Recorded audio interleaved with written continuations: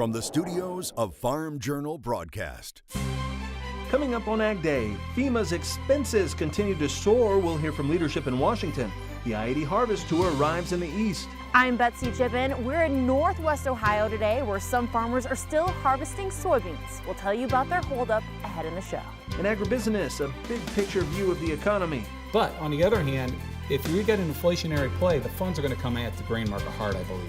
The Packer TV goes small, jelly bean-sized tomatoes, and creating a meal in a box for local customers. AgDay, presented by the Chevy Silverado. High-strength steel for high-strength dependability.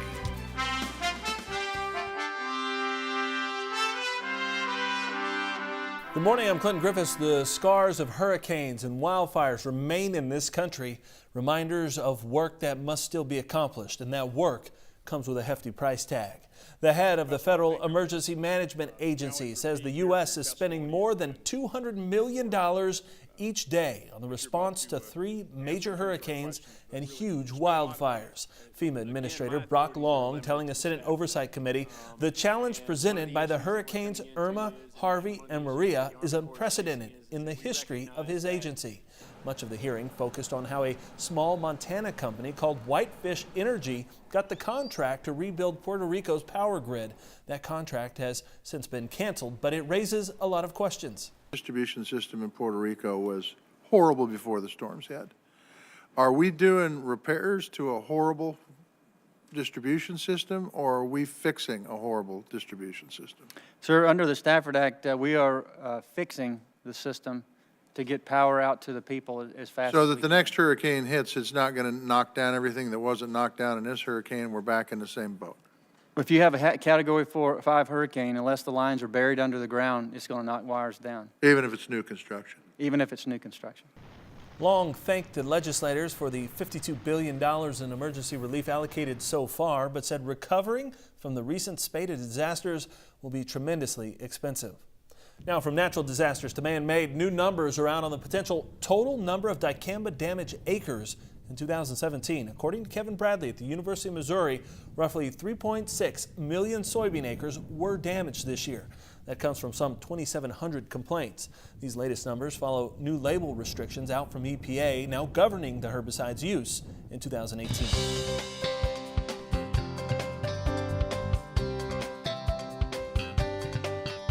The I-80 Harvest Tour is brought to you by the Enlist Weed Control System.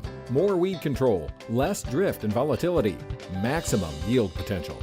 The I-80 Harvest Tour is quickly coming to an end for us, but for farmers in the 5 tour states, they have a ways to go before they can park their combines in the machine shed.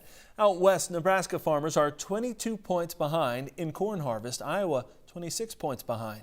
Continuing east, delays aren't as severe. Illinois is 11 points behind, Indiana a dozen points behind average, and Ohio is behind the 5-year average by 13 points. Soybean harvest is now close to average. Delays are measured in the single digits.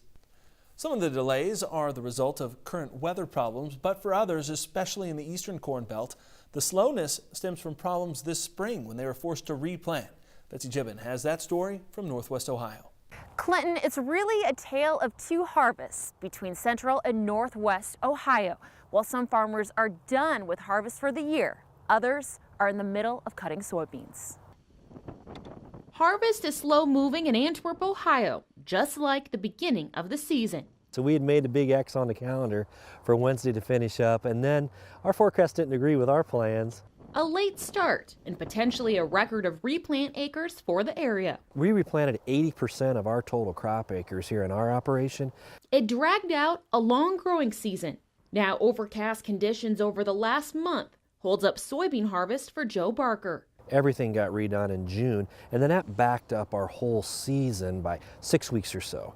Despite a plethora of problems, Barker says the soybean crop is at or above his average yield. Usually you don't get particularly excited about an average crop, but for us, most operations, we weren't particularly optimistic about what we were going to see.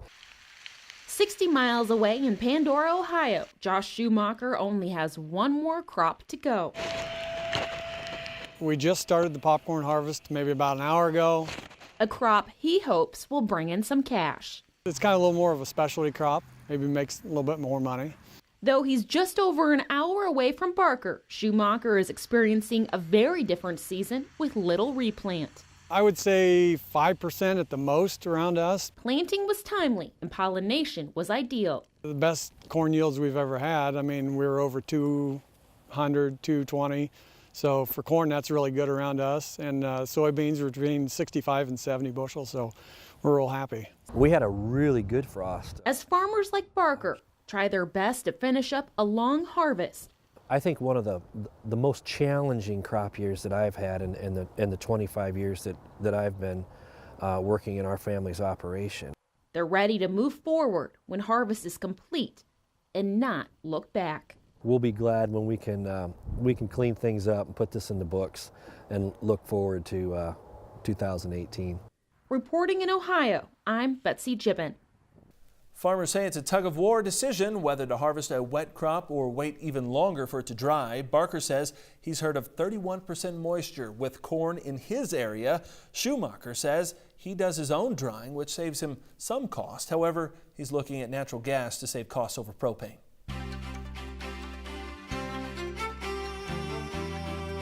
Harvest 17 now with a fresh crop of kids this morning. Mike Hoffman shares the details in today's Crop Comments. Good morning, Mike. Good morning, Clinton. Well, Tuesday was Halloween, and we had a crop of cute kids on our Facebook page. We might want to call these costume comments. Cassandra Burns sharing these pictures, combining harvest and Halloween. Ace is 12 weeks old, dressed in a knitted corn costume. Maverick, age 3, also looked to get some work done as a John Deere combine. And Mary Witt also sharing her snapshot of great niece Mackenzie Miller. She's dressed as a little old lady. Very cute indeed. And taking a look at the root zone moisture, you can see things have changed dramatically from Michigan into the Northeast. We'll have more details on this and your forecast coming up in just a few minutes. First, here are some hometown temps. Farm Journal On Air is the go-to app for American agriculture. AgDay, AgriTalk, U.S. Farm Report, and more. 24/7 access to all of your favorite shows, TV and radio. In your hands, on demand. Farm Journal On Air. Download the app today.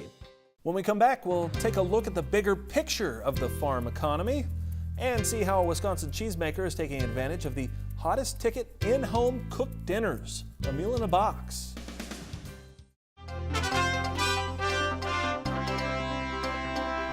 Agribusiness, let's check on the Halloween markets from the floor of the CME in Chicago. The corn market was mostly lower here on Tuesday and really another directionless, choppy type trade here. Volatility's been very, very low as of late. This nearby December futures contract seems attracted to that $3.50 price level, and we have not drifted too far away from that recently. Harvest here in the U.S. has been lagging its average pace by quite a bit, and I think that's part of the reason why potentially the market has been late to post a harvest low. You know, we haven't made a new low here in a few sessions, but overall it's hard to say that we're out of the woods, sitting here only 3 or 4 cents removed from contract lows. Everything about this corn market continues to suggest that we're oversupplied. We've got large carries, we've got low volatility levels, we've got large carryout projections, so we're going to need something to change here, and it's probably going to have to be on the demand front. Again, Joe Vick from CME Group here in Chicago. Here at the Agribusiness Desk, I have Jim McCormick, Allendale Incorporated. Jim, let's talk about some of the macro issues facing our own economy. We get numbers on the GDP last week. Second quarter in a row, we're at 3% growth, which that's a good problem to have, right? That is a great problem to have. The economy's growing right now. What's interesting right now is the Republicans want to get this tax cut through. Right. And really, we don't, you could argue, do we need it to get these cuts because the economy is growing? But if they would push it through, my guess is they're going to, that could kick the economy back into a higher gear. Yeah, which, hey, more growth, but we're already at 4% unemployment. So we're at 4%. So what happens? You get the growth, we're on unemployment. Unemployment's pretty much maxed out. 4% is about as low as we get. So if you get that growth, what's going to essentially happen is you're going to drive inflation. And when you get inflation, that's kind of what we want to see in a way. It does hurt your pocketbook. But on the other hand, if we get an inflationary play, the funds are going to come at the grain market hard, I believe. They already started loading into livestock. They've already started loading into crude oil. Grains are relatively cheap, so they could come in here and say, look, I need to buy something to lock in inflation. What's cheap? Grain products. Yeah. So that in the long term could be very bullish commodities. Okay, so As we look out over the next few months, are you basically watching this tax discussion as the catalyst to maybe these next moves in our economy? I am. I mean, right now, I think that a lot of it's hyped into the economy. I mean, the stock market, a lot of the stock market rally's been on these tax cuts. If for some reason they falter, we could see a pretty hard correction in the market. And actually, something weird, even though we don't get the inflation play, a break in the stock market, that could pour a market in the grain market also, just for the fact that the money looks for cheapness. And grains right now, unfortunately, are relatively cheap, as our producers know. What does this mean for interest rates if we see this continue, these steps in this direction? Well, what will happen is the economy starts growing. That should give the Fed reasons to raise interest rates, so that will keep the interest rates a little bit higher. That will be a little bit dragged. The one thing that the higher interest rates tend to do, though, it tends to drive the dollar higher. And that'll kind of give some of the market a little bit of crosswinds, because as the dollar does go higher, it does kind of impact U.S. commodities, because it makes it more expensive on the international market. No, a lot of things at play here, a lot of things to watch. Yes. Jim, thank you for being here. We'll be back for more Ag Day in just a minute. To talk to Jim McCormick one-on-one, contact Allendale Incorporated at 815-578-6166 or email Jim at jmccormick@allendale-inc.com.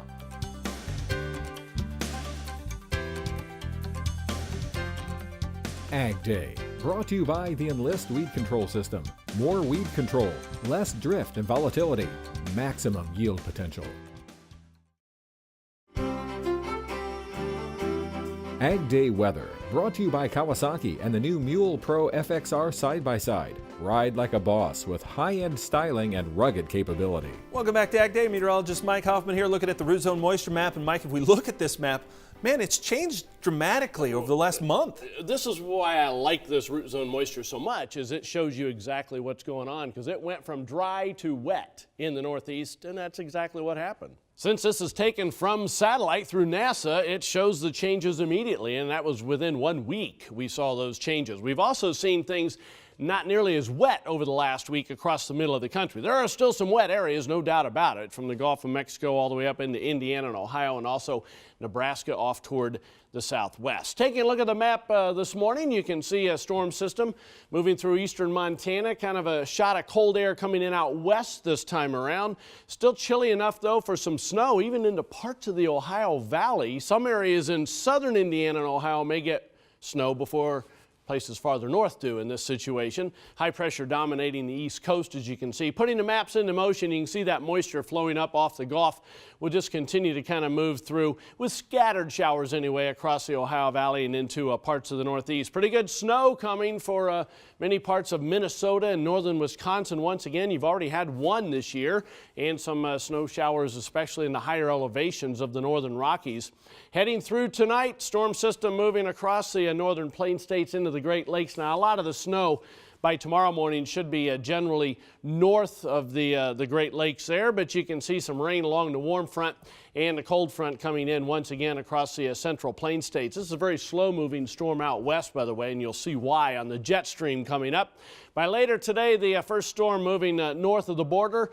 Cold front, though, will be producing some showers. This is pretty warm air. Quick shot of warmer air after the cold weather that you've seen recently in the middle of the country. Precipitation estimate past 24 hours from Houston on up into parts of northern Louisiana. That's the heaviest amounts we've seen. Adding in the next 36 hours, we're just going to add some light amounts generally through that stream of moisture from the Gulf of Mexico into the Northeast and a little bit across the northern plains as well. Now, where it's snow, though, it could come down pretty good, especially higher elevations of Montana. And also we could see 2 to 4 inches parts of northern Minnesota and northern Wisconsin, UP of Michigan. Taking a look at high temperatures today, only in the 30s and 40s north, 70s by the time you get to the Gulf Coast. Lows tonight going to drop below freezing in the northern Rockies, northern plains, and it looks like it may stay there in places during the day tomorrow, but pretty warm for the southern plains tomorrow. There's the jet stream. You can see the trough is kind of waning in the east. There's that cutoff low, why that slow-moving system out in the northwest, and that eventually moves east to bring another shot of chillier air middle of next week for the eastern parts of the country. That's a look across the country. Now let's take a look at some local forecasts. We head to Longview, Washington. First of all, cloudy and cool with some rain, high temperature of 60 degrees. Waco, Texas, warmer with clouds and sunshine, high of 81. And my hometown of Delphi, Indiana, variably cloudy and chilly, afternoon high around 50 degrees. We'll talk fruits and veggies next on the Packer TV. And what do a Wisconsin farmer, a cheesemaker, and a chef have in common? A cardboard box, of course. We'll explain when we head in the country. Unlock the power of ag technology this December in Indianapolis at the first ever Ag Tech Expo. Learn all about it at farmjournalagtech.com.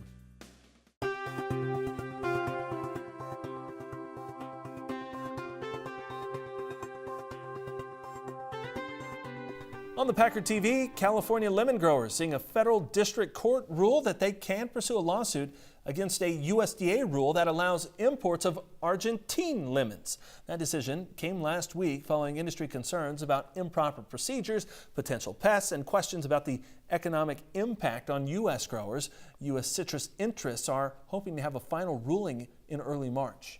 Demand for West Coast bell peppers has picked up after Hurricane Irma devastated some of the crop in Florida. That tight supply comes just as another round of bell pepper harvest gets underway. This crop is in Oceanside, California, where the grower says the crop condition looks better than last year due to more water and less heat. So far it's been okay. You know, there's always challenges. We have some warmer weather, which brings in more pests and things like that. But it's been a decent market, so we're happy with the production and we're happy with the market. The grower says his number one worry is getting enough labor to harvest it all. And if you think grape or cherry tomatoes are too big in your salad, then try this one on for size. Nature Fresh Farms will grow and market pearl-sized Tomberry tomatoes. The greenhouse grower worked out a deal with a seed company in the Netherlands. It's dubbed the world's smallest tomato. They're about a 1/2 to 1 centimeter diameter, or about the size of a jelly bean. Nature Fresh says the snacking trend in North America has exploded, and they continue to search for new items that will help grow the snacking category. Now, the first crop will be grown next spring. See how a Wisconsin farmer is pairing his locally grown produce with a chef and a cheesemaker to help time crunch consumers. Ag Day, brought to you by Liberty Herbicide, the simply better solution for superior weed control and a stronger yield.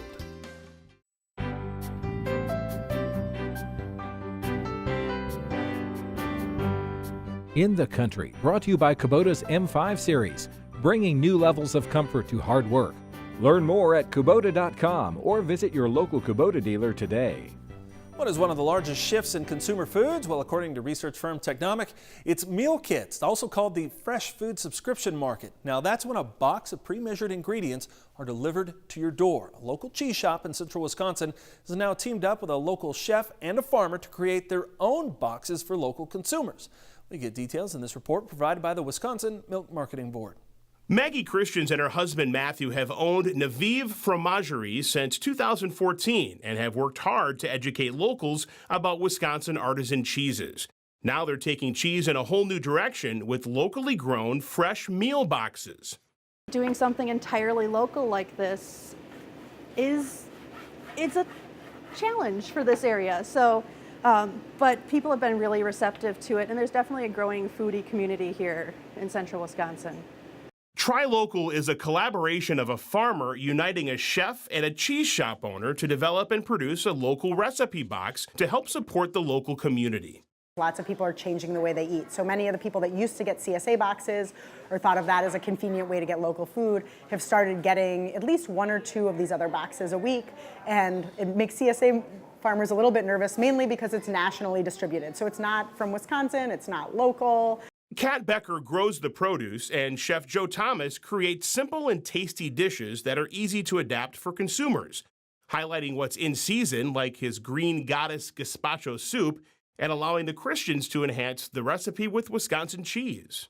It just amplifies the soup so much more. When you hit the cheese in a spoonful with the soup, the cheese brings it all together. You know, the cheese is one of the stars in that dish. And while the goal is to use fresh local foods, the program has other benefits as well. And this is a nice way to kind of introduce people to some of their local producers and to some of the products those producers have to offer. And that's Wisconsin Dairy News. Try Local offered a recipe meal box once a month through October, but they hope to expand the program throughout the winter months. Now, Technomic expects the U.S. market will grow by a factor of 10 over the next 5 years. That's all the time we have this morning. We're sure glad you tuned in. Start your day with us. For Betsy Gibbon and Mike Hoffman, I'm Clinton Griffiths. Have a great day. Ag Day, brought to you by Ram Commercial, America's longest lasting heavy duty pickups.